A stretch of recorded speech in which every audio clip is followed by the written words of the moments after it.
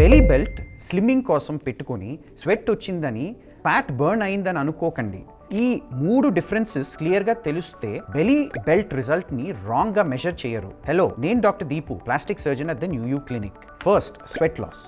Belt పెట్టుకుని ఆ specific ఏరియాలో హీట్ ట్రాప్ అవుతుంది. అందుకనే బాడీని కూల్ చేయడానికి స్వెట్ గ్లాండ్స్ స్వెట్ని రిలీజ్ చేస్తాయి. బట్ స్వెట్ వచ్చిందంటే ఫ్యాట్ మెల్ట్ అయిందని కానే కాదు. Second, water loss. బెల్ట్ పెట్టుకొని వర్కౌట్ చేశాక ఇమ్మీడియట్గా వెయిట్ కొంచెం తగ్గినట్టు కనిపించవచ్చు, బట్ అది actually temperature fluid loss. Water తాగితే మళ్ళీ నార్మల్ అయిపోతుంది. Third, fat loss.